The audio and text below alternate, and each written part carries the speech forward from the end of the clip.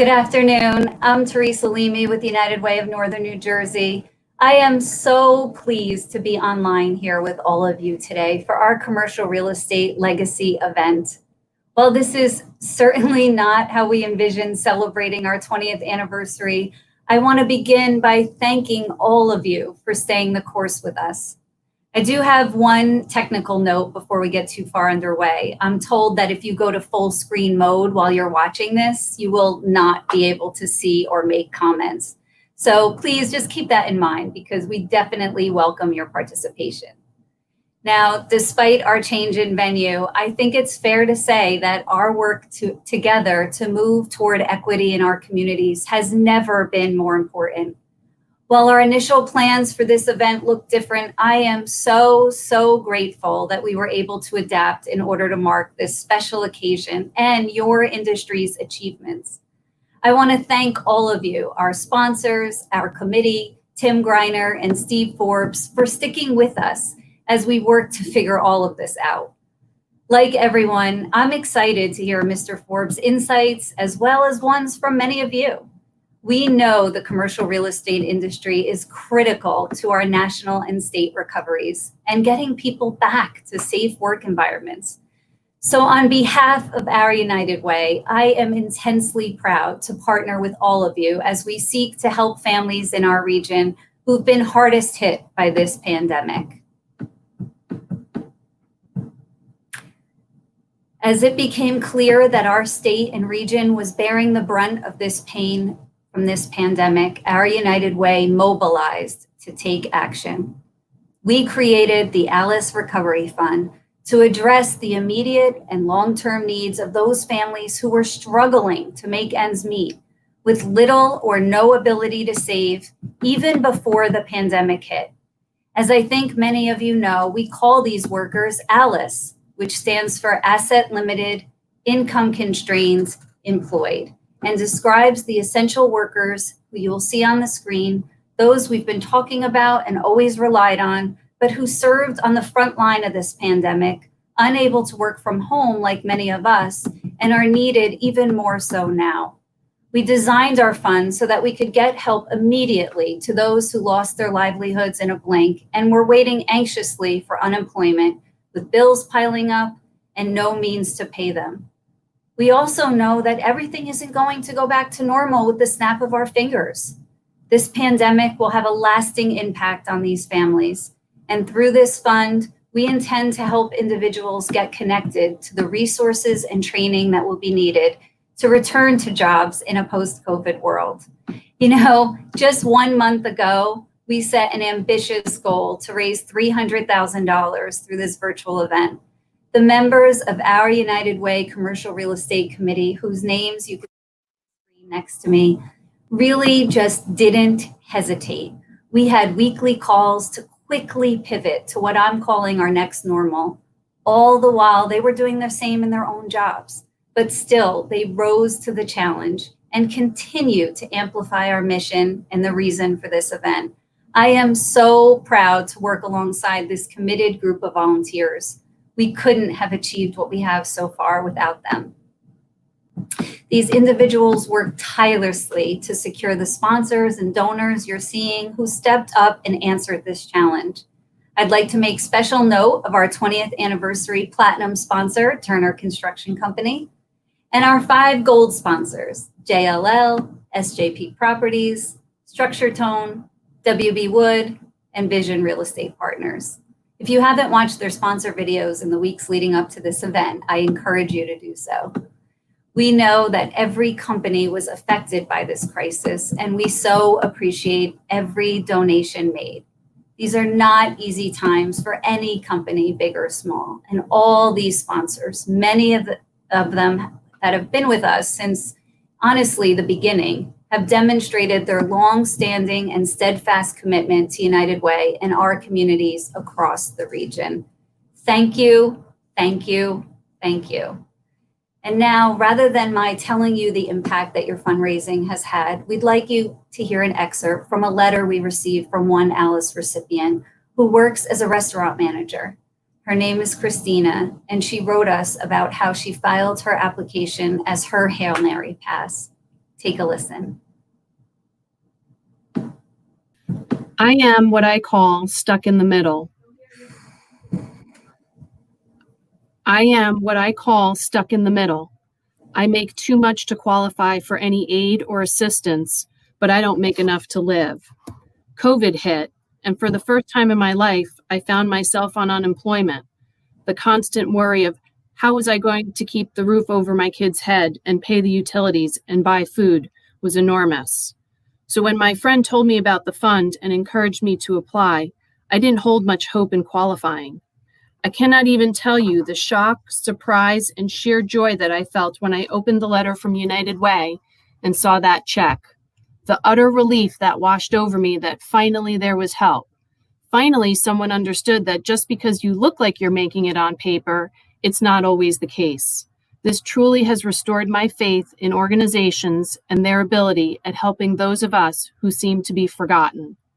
Thank you from the bottom of my heart. Thank you. I can breathe a little again.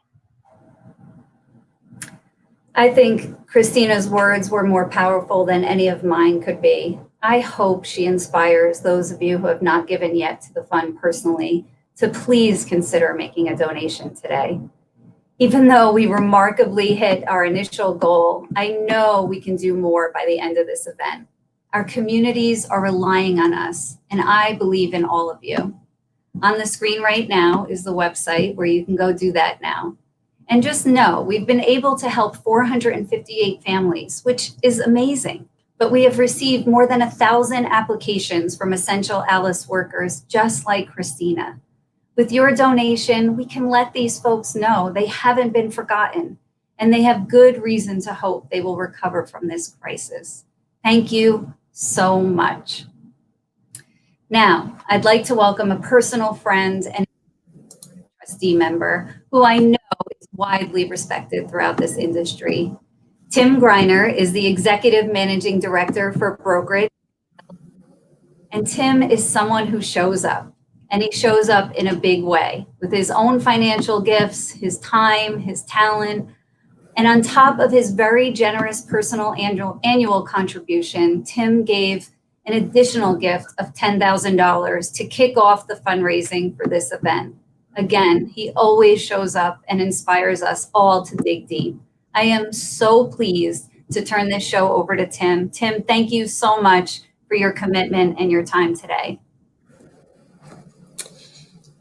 Thank you, Teresa. I'm honored to be part of the United Way. I've been a volunteer and involved in this event for almost 20 years and on the board of trustees for about 6. This organization has given back to me a lot more than I could ever possibly give to them. And I would encourage everybody to follow suit, do what you can. And I appreciate everybody's sponsorship to date. This fight's not over. It needs to continue. And I ask all of you to keep thinking about this long after this event is over. The Ellis population really needs our help. Today, I'm thrilled to be here. I have an opportunity that doesn't come around often. I will have the distinction of sharing the screen with a man who does not need an introduction, Mr. Steve Forbes. He's the chairman and editor-in-chief of Forbes Media. He's a respected thinker and visionary on economics. Steve is respected for, he's engaged regularly with top newsmakers, politicians, and pioneers in business and economics in his What's Ahead podcast. He also writes editorials for Forbes, which continues to be a highly regarded business and finance magazine that his family launched more than 100 years ago.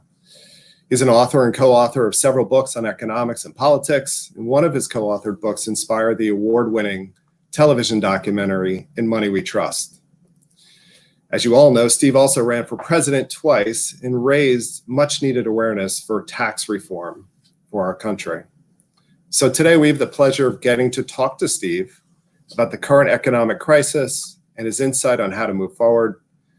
I encourage everybody to post your questions in the chat box. We'll look to those questions at the end of the conversation, and you'll have an opportunity to have Steve answer those questions. So please join me in welcoming Steve Forbes. Thank you, Tim. Good to be with you. Thank you, Steve. I'm excited to ask you a bunch of questions today. We're going to start with the economy. I'd love your opinion, your feedback on the historical context of what we're seeing right now, and how does this recession compare to maybe the most recent financial recession, 2007 to 2010? Where is there some time period by which you could, help us relate to? Tim, this crisis is absolutely unprecedented. Never before in history has a government, not only ours, but governments around the world, deliberately shut down their economies. You saw that reflected in the stock market, which had the most rapid bear market in history, a matter of weeks, and then the most rapid recovery from a bear market in a matter of weeks. Nothing like this had ever happened before. Over 40 million people lost their jobs. Hundreds of thousands of businesses have been put on the teetering on the edge. Some have received government help, but more is needed. And so this is without precedent. But if you can take any encouragement, what this means is, and I think we see signs of it already, is that as the environment eases up, the snapback, I think, will be pretty quick. Yes, there'll be very real worries about COVID, but one of the things to keep in mind is never before in history have so many resources and so much brain power been applied to finding treatments and vaccines. Just one little statistic. As of this morning, there are around the world, from laboratories, universities, pharma, 165 vaccines under consideration. 11 of those 165 already in clinical trials. So we're going to see action on an unprecedented fast scale. It usually takes 10 years to develop a vaccine. We're going to get one probably that works in a matter of months. So while the uncertainty is very real, I think once we get these uncertainties out of the way, especially get the election out of the way so we know what the rules of the road are, I think people are ready and raring to go. You remember last year, Tim, with these trade disputes, before they were resolved, investment fell in the U.S. The pace of investment fell. The growth of the economy went from 3% to 2%, a little over 2%. Once that uncertainty was out of the way and people knew what the rules of the road were, the economy snapped back vigorously until the COVID crisis. So I think, we took a beating now, but I think we already see signs. People are ready to go. And one other thing, encouragingly, is that if you look at business startups, the group in this country that does more business startups than any other group in America is the Latino community, at a far faster pace than anyone else. They have challenges on access to capital, but they are entrepreneurs. And the other encouraging thing was that until the COVID crisis, for the first time, the number of African-American owned businesses, new businesses, startups, really started to move up. So I think we can get back to that once we get the crisis out of the way, get treatments, get COVID. By the way, there are 250 treatments under consideration now. So I think in 2021, we are going to lick this thing and people know what environment we're going to be in, and hopefully we'll enjoy a good snapback, good news rather than discouraging news. Steve, the Wall Street seems to echo your positivity. Is that why we saw the market rebound a lot faster than maybe we feel it on Main Street? That's right. Markets always try to anticipate the future. When this crisis hit in March and we just didn't know how severe this disease would be, what parts of the country it hit, we just didn't know. So everything took a shellacking, including Wall Street. We went into a bear market. Usually they come in over a 2-year period. This one was a matter of days and weeks.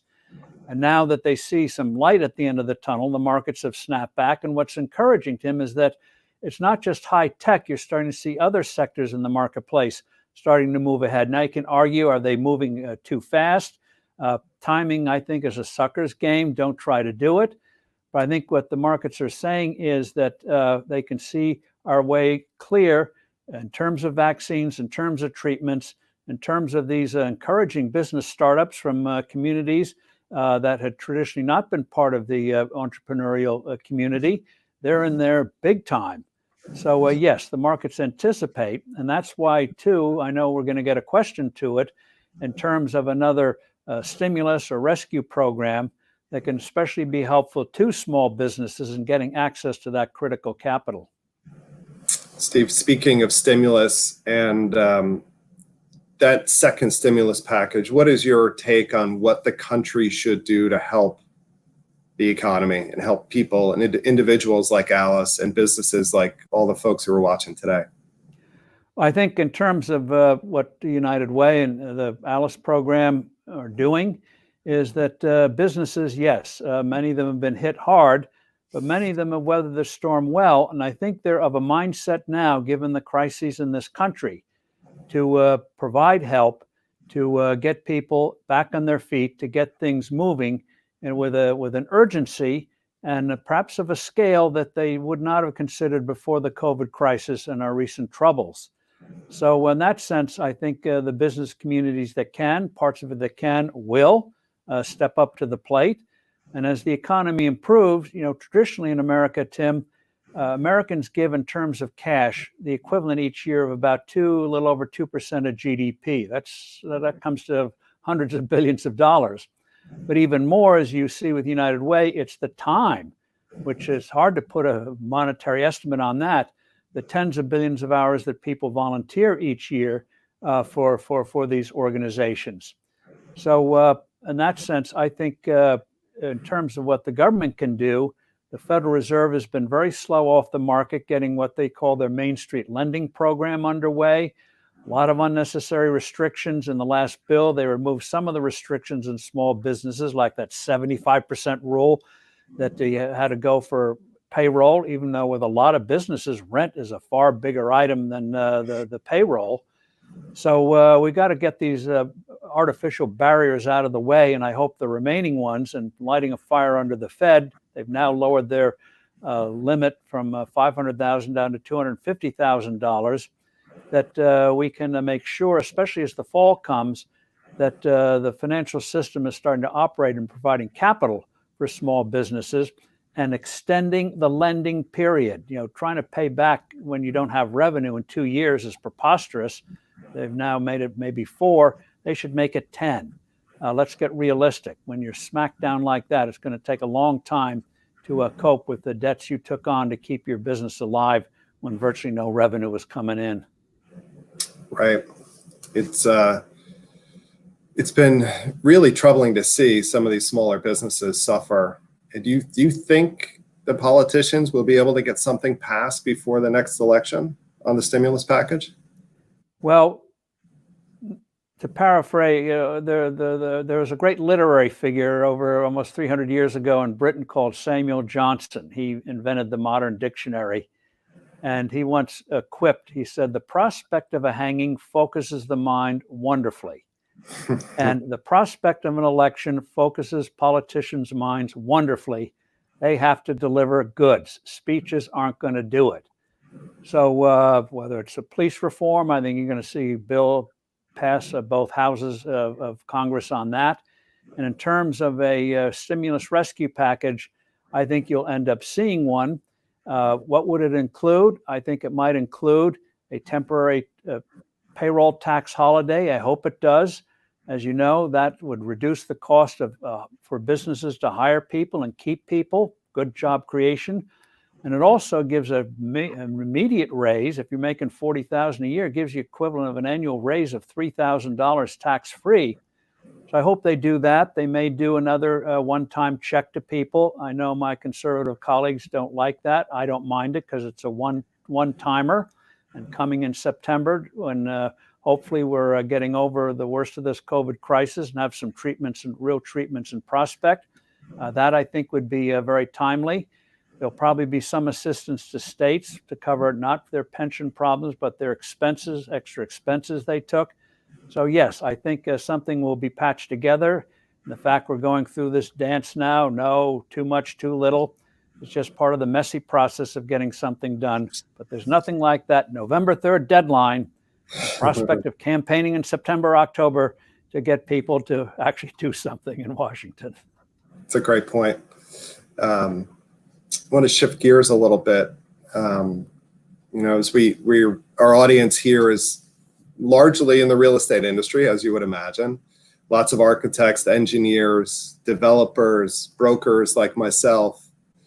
And we're all struggling with getting back to work. We actually got back last week with a limited staff, and really exciting to be back in the office and see my colleagues. But curious what your organization is planning on doing in terms of getting back to the office and, shifting to more work from home. What are the plans right now for Forbes?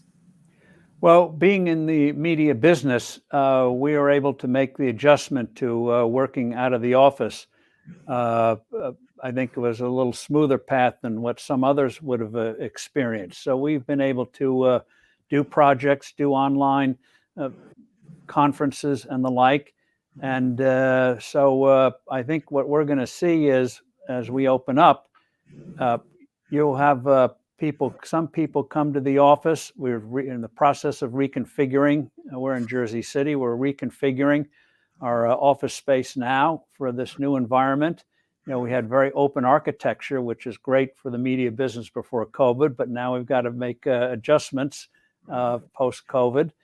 But I think the key thing is, yes, you can work from distance but there's no substitute, absolutely no substitute for face-to-face with a mask, I hasten to add, but face-to-face get-togethers, brainstorming. And so I don't think offices are going to go away any more than electronics did away with paper. We used to think, with electronics, who would need paper? Well, we have more than ever before. So yes, office space will be there. Reconfiguring will be changed. And one of the things you're going to see too, and this will be interesting in the architectural community, is I think you're going to see some innovations on how you architect these things. Even though this is not commercial real estate, there are two big things happening in the airline industry. One is, in terms of coach, there's now the idea of taking that middle seat and reversing it. So instead of sitting next to two people facing the same way, you're facing the opposite direction. Go online. It's pretty exciting to see. And you have plexiglass in between. So you're going to now have more sense of privacy than you ever did in the previous one. And the even more exciting one, which will take perhaps a couple of years to make a reality, a company called Zephyr has come up with this concept in an aircraft for coach of double-decker. Go online, look for Zephyr seating, and it's actually exciting where you can have two people above, one on the floor and one above climbing a little ladder. But the amazing thing is you have more privacy. You're less likely, even if you sneeze, anybody's going to feel it. So, and it's flat bed. Imagine that for a long-term flight in economy. You can have a flatbed as if you were in luxury first class. Maybe not, you may bring your own pillow, but whatever. It's amazing. So I think you're going to see architectural breakthroughs, just as you did with the airline industry, which really hadn't made any change except stuff us more in 40 years. I think you're going to see some innovative ways of people connecting and dealing with the fears of perhaps if another virus comes back again. Yeah, I think we're all resilient, and we will definitely learn how to adapt. This real estate community that's listening today, I've already seen it. You're going to see some tips and tricks later today from their ideas on how to adapt to this new normal. I wanted, given the opportunity to talk to you, Steve, I wanted to ask you about media. It's been a source of a lot of commentary lately. People seem to seek out the information from media sources that really support their own views. As a media company, how do you navigate the divide and to offer a voice that's balanced? Well, in addition to, we still put out Forbes magazine several times a year, but we're very big online. During the crisis, we were getting records of over 250 million unique visits a month. Normally we do 80 million, which is pretty good. But we put in a system where we have over 3,000 contracted contributors, people who write for Forbes.com online in certain areas of expertise. Your compensation, part of it, you get a base, but part of it is how much traffic you generate. So we're tapping sources of information on a far wider scale than we've ever done before. And I think others are adopting our model on that. And so, yes, in terms of sources of information, you can find a wide variety with Forbes. And I think, too, what they call the mainstream media really, I don't think has done a good job in recent years. And they should, I hope one of them, big ones, will realize what the New York Times, and I know I'm stepping on some toes here, but I'll say it. When the Sulzberger family took over the New York Times back in 1896, they wanted a newspaper of record. The editorials would be one thing, but the news stories you could trust. And so I hope one of them goes back to that. What we've done at Forbes, we've told our people, if you want to get active in something, go right ahead. We're not going to fire you if you contribute to something or you want to get active or march or whatever. But what we did ask is if you do, you don't write about that subject for us. Your stories have to be seen as objective, that you don't have an agenda there. And so, yes, we'll accommodate you and you're wanting to get involved, but also we want to respect our viewers and readers, our visitors, trying to provide that information. And on online, Tim, branding is the only thing you have. If you don't have a brand, a trustworthy brand, you're done. Yeah, my father used to say to me, and happy Father's Day, by the way, he used to say to me without question all the time, your reputation is who you are, and you got to protect it from all sources. Last question, Steve. I did do a little bit of homework before this interview, and you did a video blog on something you called Zeros and Heroes. I found it fascinating. And it was a reaction to leaders and how they were reacting to the pandemic. Do you have any leadership advice for the people here who are maybe managing their teams remotely, or how you motivated your team during this pandemic? Well, the key is, no surprise, we're in the business, but the key is communications and working it through with people. And again, it's not like a get together, but thanks to technology, you can connect. And our leaders, especially our CEO, Mike Federley, has been in constant contact with people, trying to be sensitive to needs and the events of the day. So that's the key thing. If people feel they're connected, if people feel they have input and are able to do projects online, if that's possible in the business you're in, that goes a long ways. But it all boils down to, Tim, that word that we all know, we all mouth it, but by golly, it's a tough one to create and preserve, and that is trust. Having people understanding what the mission is. Peter Drucker, the late great management guru, once said, every organization, whether profit, nonprofit, whatever, academic, government, should always remind itself, what is your purpose? What is it you are trying to do? What is your mission? And if you keep asking yourself that question, when the means of achieving those goals change, achieving what you're trying to do change, you don't get quite as hung up. We see too often in businesses, they've done it certain ways forever, and therefore when that way changes, they find it very hard to adapt to a new environment. So understand, what is your purpose? Remind yourself of that, and try to understand that what you do is not just doing a product or a service, but try to understand that there's a higher mission to this. It's not just doing the job. You're part of something that is making society better, greater. And if you have that sense of purpose, by golly, it gives you that extra bounce when you're a little deluged each day with problems and challenges. Steve, thank you. That's extremely insightful. And I really want to thank you for your time today. I know all of my Board of Trustee members, everybody in the United Way of Northern New Jersey organization, all the volunteers, really appreciate you taking time with us today. I am given the cue that we got to get to some questions. So love to see what the audience has to say. First one comes from Blake Goodman, my colleague. He's sitting around the corner today. Says, Steve, do you see any labor shifts or long-term benefits to the suburbs? Oh, well, it's amazing how seemingly irreversible trends get reversed very quickly. You may remember a few years ago, everyone was moving to the city. Everyone wanted to be in the city. Now it's the exact opposite.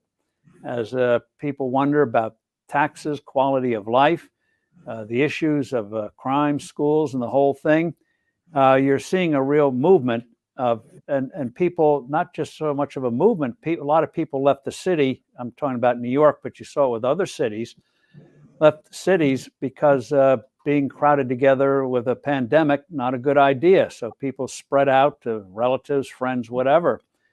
But a lot of those people are making plans not to come back, are looking, maybe I can live elsewhere.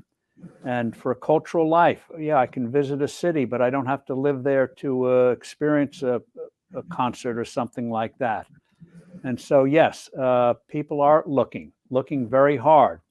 And so those areas that have good environments, welcoming environments, I think you're going to find a lot of people saying, maybe I can get the best of all worlds, nice quality of life, nice living area, and also when I want to, access to the cultures and the assets you get with a big city. But the big cities like New York are going to have to do again. New York, you're not old enough to remember, but back in the 70s, New York went bankrupt in all but name. And it was a pretty rough period for a long time before the city came back again and people started to move into the city again. I think the recovery can be faster this time, but for a lot of cities, they have to ask themselves, why would somebody want to live here given all the negatives? And then how do you deal with the negatives in a way that New York did and a handful of other cities did in the 90s, where you see a reversal of it? So it's like a business. You got to have a welcoming environment. And if it isn't welcoming right now, I got to figure out, okay, what can we do to change that? But right now, suburbs, amazingly, contrast to 5 or 10 years, suburbs are in again. Yay. It's good for me, sitting out here in Parsippany. We have a question from Scott Peck. In your opinion, Steve, what businesses will thrive post-COVID? Post-COVID, I think you will see let me answer it this way. Once you get treatments that people believe in, and those are coming, the viruses, I mentioned 169 are now in testing, 13 are in clinical trial, 11 are in clinical trials. I think once people start to feel we have this thing under control and you don't have to be fearful that it's going to hit you and you're going to be in terrible trouble, I think you're going to see a revival of restaurants again. People like to get together. People like to go out once in a while. We're social animals. So an industry that has been smashed to the ground by this crisis, I think is going to come back, certainly in 2021 when we have these treatments and vaccines. People are going to want to get out again. Another area is high tech, but a big area, Tim, is going to be healthcare. We're already learning what can be done when you remove traditional bureaucratic obstacles like telemedicine. That should have been done 15 years ago. These arbitrary distinctions on nurse practitioners and the like, turns out they can do a lot of the work that a traditional doc can, so you can free the doc to do dealing with the acute patients. A lot of these barriers are breaking away. And one of the things that's pushing it, Tim, is that many companies, even before COVID, were changing their healthcare plans from the traditional dollar for dollar to more high deductible plans. And what that has done is make people acutely aware of what they're being charged for certain items that they would not have been conscious of before. What that means is you're starting to see rise up because Americans now are paying more out of pocket for healthcare, almost as much as they do for travel before the COVID crisis. And so you're starting to see pop up the medical equivalents of Pricelines and Expedias and the like. Where can you get an MRI? And so I think we're just in the beginning stages of an enormous change in healthcare. And if you're an entrepreneur, in terms of delivery, where now you can wear it on your body instead of having to go to the doctor's office or something, I think we're going to see a deluge, a positive one, of innovations in healthcare that is going to really be very, very exciting. As I get older, I'm all for new medicines and drugs as never before than I perhaps was when I was younger. So this is an exciting time to be in. There's a lot of stuff you might say that's cooking in healthcare. Yeah, I know with the CRE industry, we're watching that really closely and shifting a lot of resources from traditional office space to medical space. Yeah, it's going to be amazing what's going to be unfolding. Your friend Eric Sletland is throwing you a softball question, Steve. He says, will we ever see a flat tax? The answer is yes. 30 countries around the world have put in a flat tax over the years, and it's worked very well in those countries. And I think after the crisis, I think in the next few years, people are going to be in a mood seeing what was done. Instead of 10 years for a vaccine, by golly, we could do it in months in a safe way. I think we're going to see people more open to these kinds of enormous positive changes. Just one thing, since Eric threw the softball, I can't resist, since we're not likely to get baseball this year. I'll hit anything I can, is to remember that each year we spend 6 billion hours filling out tax forms, according to the IRS. Experts tell us we spend $200 to $300 billion a year complying with this hideous tax code that nobody understands.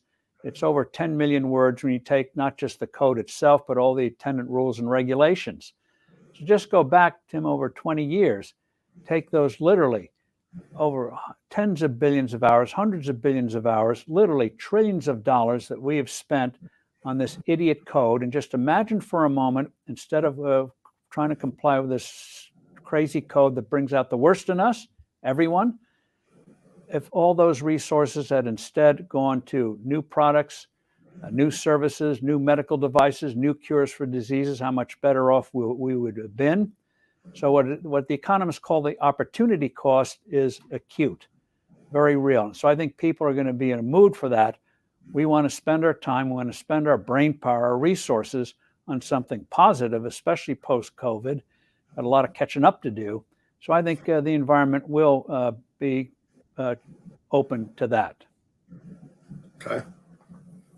And by the way I've designed the flat tax, everyone gets a tax cut. So none of this, you win, you lose. Everyone can win if you do it right, as other countries have done. Dan Ryder has a question for you, Steve. It says, what are your favorite books? And always curious what sort of books thought leaders are reading. Well, that puts a little burden on me, because part of my reading is wouldn't perhaps pass a lit class. I like adventure stories, and I like mysteries. I just read The Last Trial by Scott Thoreau, read Harlan Coben's latest, Michael Connelly's latest. So I enjoy that, but I also enjoy history books, including biographies, because history is people. And I came across an interesting thing on Abraham Lincoln. Lincoln's favorite book was the Bible, not because he was religious. For much of his life, he was a skeptic. But the reason he liked the Bible was twofold. One, the cadences of the James I version of the Bible, and you can see it reflected in his speeches and writings. Beautiful literary writing in that sense. But also, he said, in there, you find everything you need to know about people, in their glory and in their inglory, ambition, and innovation, treachery, murder. Everything is in there. So he ended up memorizing passages of the Bible. Again, not because he was a preacher, but he found it very instructive on human nature. And human nature does not change over the years. Times and circumstances do, but human nature does not. So, and also I like to read books on economics, which I don't think too many people are going to imitate. But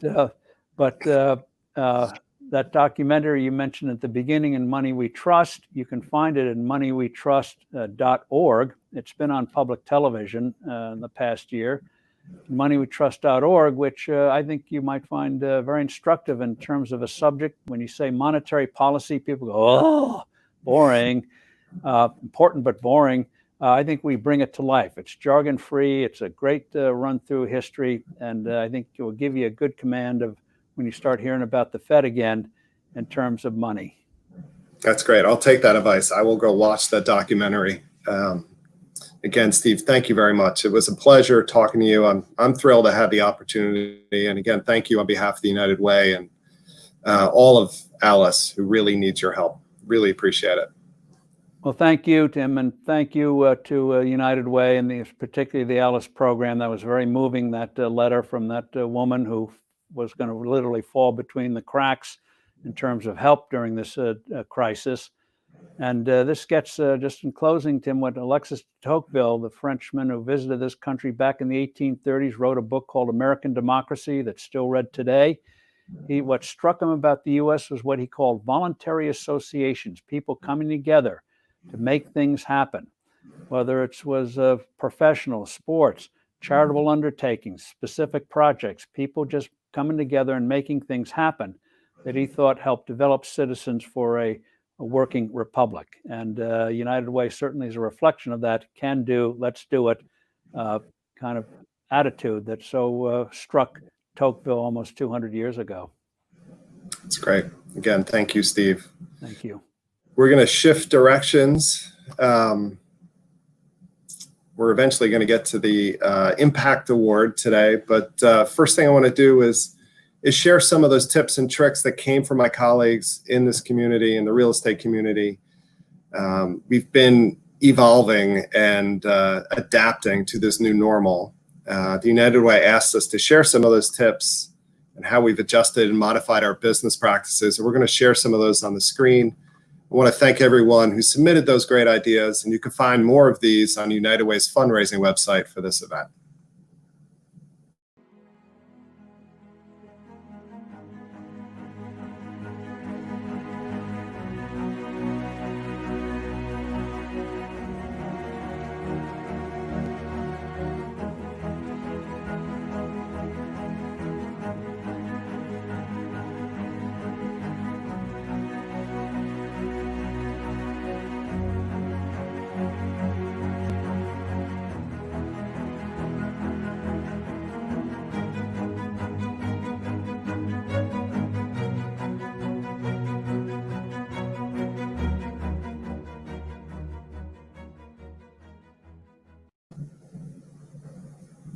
Now I'm pleased to trade places with my fellow United Way Board of Trustee member and industry leader, Mark Romansky. He's going to introduce the 2000 Impact Award finalists. Mark is Vice President and General Manager at Turner Construction Company, and he's been an amazing resource to me over the years. Every time I have a construction question, Mark is there to help. So Mark, take it away. Thanks, Tim. Appreciate it. Being on the Real Estate Commercial Committee and now the Board of Trustees, it's really, truly a great honor to be sitting here today to present the 2020 United Way Impact Award finalists. This award recognizes a team for its work on a development project, site, lease, or other real estate transaction that was considered to have the most positive impact in Northern New Jersey during the past year. A variety of factors could be at play, including new and more jobs brought to the region, environmental improvements, and collaboration and commitment to the community. United Way is a volunteer committee of real estate professionals, of which I'm proud to serve on, assessed all nominated projects, and then chose the 5 standout finalists you'll see this year. We'll share a short video now that highlights the projects and the companies involved in bringing them from vision to execution.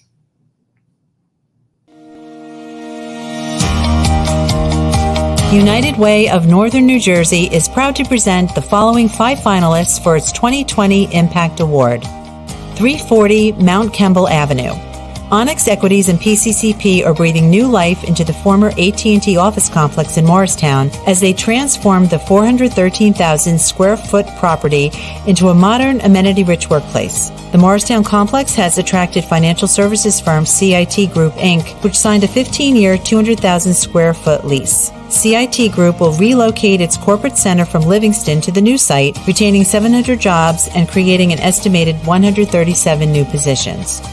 Following a multi-million-dollar upgrade, the complex will feature a dramatic full-height glass facade, state-of-the-art mechanical systems, and 25,000 square feet of modern amenities.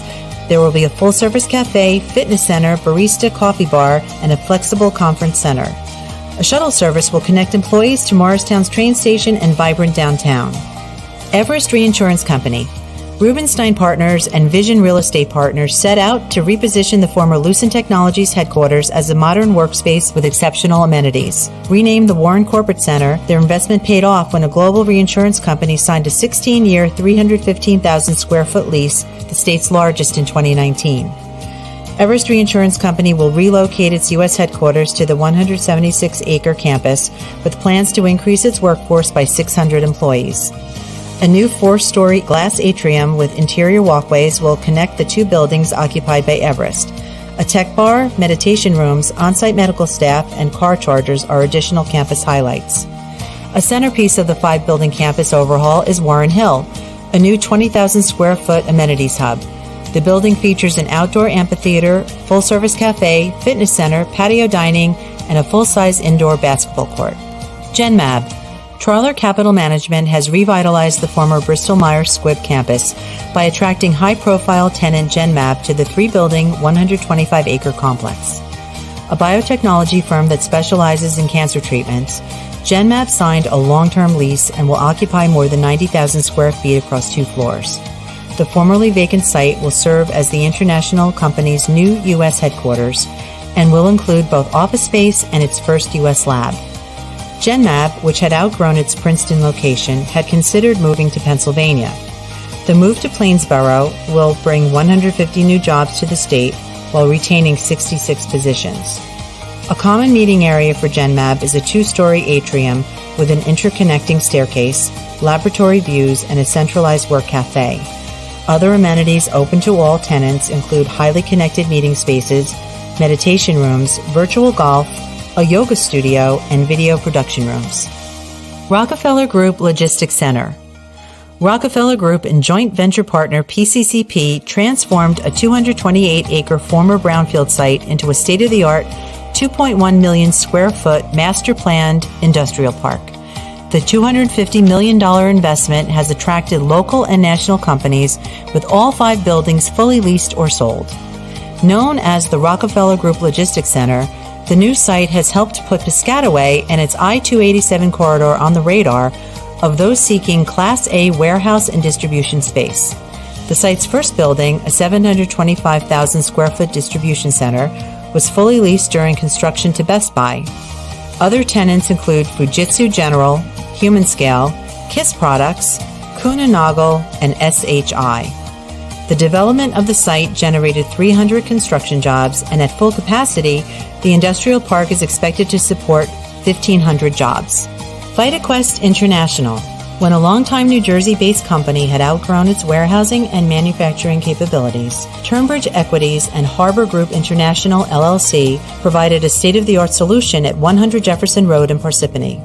VitaQuest International signed a long-term lease that will see the use of a 200,000 square foot space for its newest manufacturing and distribution facility. The company, which develops and manufactures what's known as nutraceutical and functional food products, will add a 475-ton cooling system to the space, as well as a new electrical service. The site will allow VitaQuest to reduce the outsourcing of production and overall congestion within its existing warehouses. Prior to this expansion, its warehouses were full, and production and packaging was being outsourced, resulting in lost opportunities and increased cost and lead times. The facility marks the most significant investment in the company's history and will result in an increase of more than 150 jobs.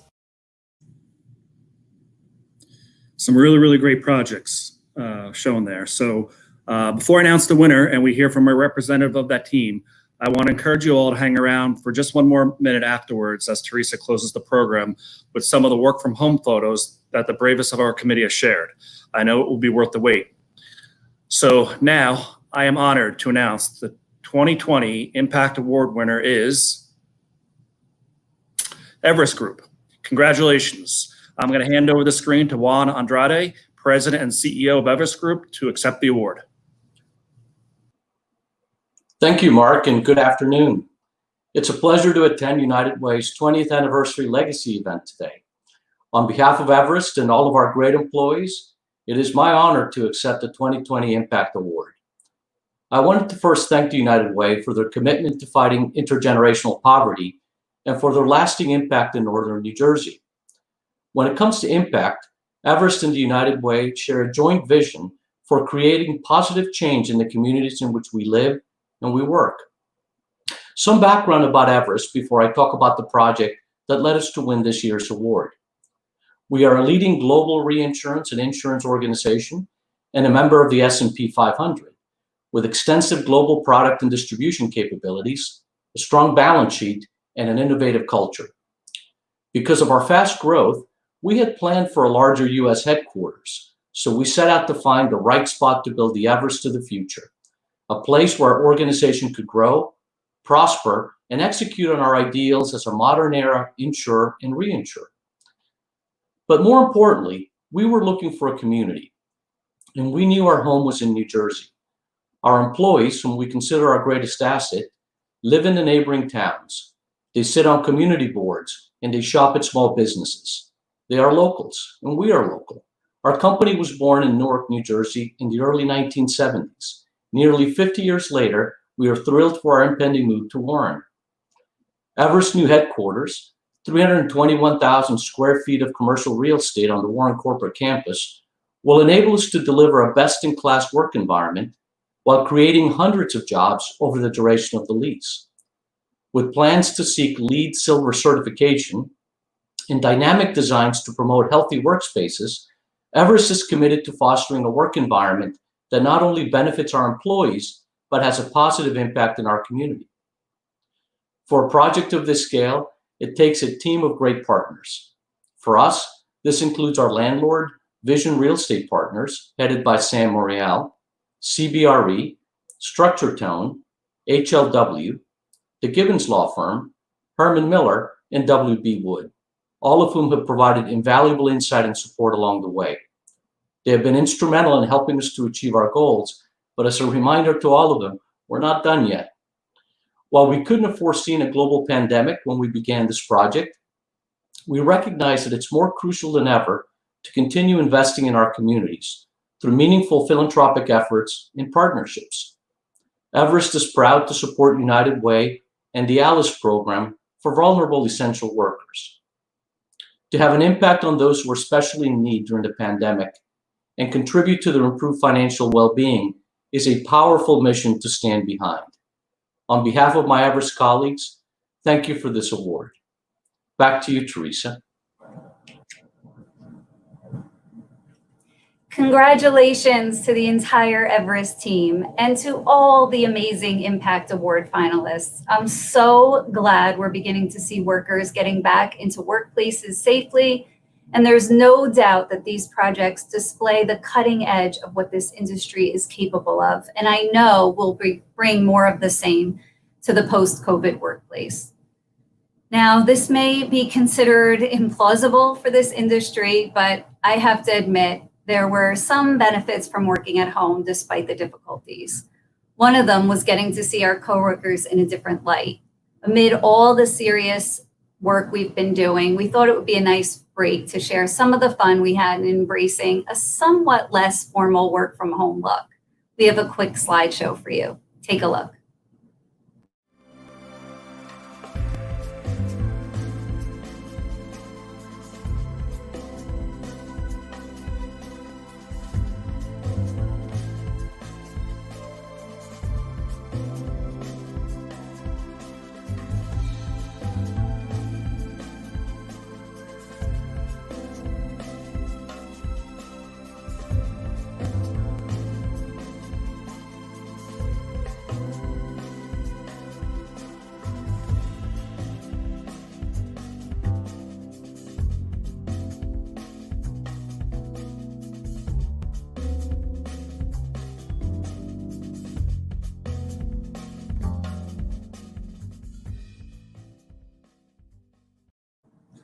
Those were awesome. Thank you for having a sense of humor with us. A big thank you for giving to support United Way and Alice families. Thank you, Steve, for your time today. We so appreciate your thoughts and insights. Tim, I think Steve would agree, we couldn't have asked for a better interviewer. I am just so proud of what we achieved together. I know we exceeded our goal even more today, and it's just amazing. So thank you. Thank you to my colleagues at United Way who worked tirelessly and quickly to pull this off. Finally, thank you to all of you, to everyone who joined us here today. I am sending you big hugs, and I hope to see all of you in person this time next year. Thank you so much. Have a great day.